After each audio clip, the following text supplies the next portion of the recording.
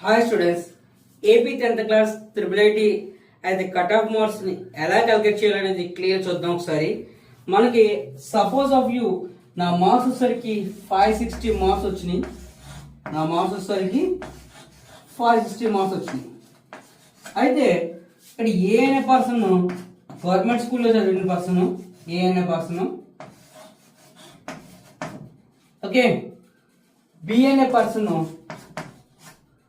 Private candidate person, B అనే person private candidate person. అయితే నాకు ఏ అనే పర్సన్ 560 మార్క్స్ వచ్చినాయి కాబట్టి ఈ 560 మార్క్స్ కి నేను ప్లస్ 24 యాడ్ చేయాలి. గవర్నమెంట్ స్కూల్ కాబట్టి నాకు 24 యాడ్ చేయడం జరుగుతుంది. అంటే నా స్కోర్ ప్రకారంగా యాజువల్లీ 584 రావడం జరుగుతుంది. యాడ్ చేస్తే 584 రావడం జరుగుతుంది. కానీ ప్రైవేట్ స్కూల్ పర్సన్ మాత్రం 560 వస్తే ఎలిజిబుల్ కాదు. కంపల్సరీగా 584 అనేది రావడం జరగాలి. ఎందుకంటే 24 అనేది యాడ్ అవుతుంది ప్రైవేట్ స్కూల్ పర్సన్కి. As a government school person మాత్రం యాజ్ 24 మార్క్స్ అనేది యాడ్ అవ్వడం జరుగుతుంది, క్లియర్గా అబ్జర్వ్ చేస్తే. అయితే స్కోర్ ప్రకారంగా మనకి ఇవ్వడం జరిగింది. అప్పుడు గవర్నమెంట్ స్కూల్ పర్సన్కి 584 రావడం జరిగింది కదా. ఈ 584 అనేది ఏ క్యాస్ట్ కి ఏ కేటగిరీలో ఇవ్వడం జరుగుతుందో ఆ కేటగిరీ ప్రకారం మనం యూజ్ చేయడం జరుగుతుంది.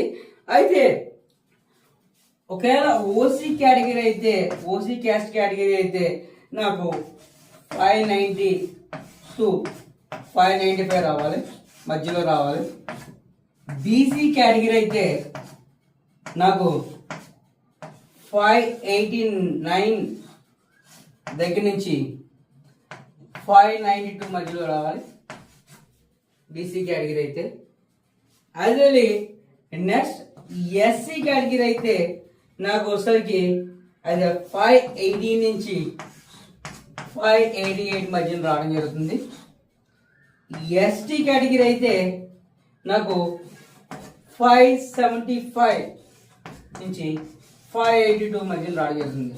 మనకి 580 మార్క్స్ వచ్చిన పర్సన్ ఏ కేటగిరీకి చెందాడో ఆ పర్సన్ బట్టి మనం తీసుకోవడం జరుగుతుంది.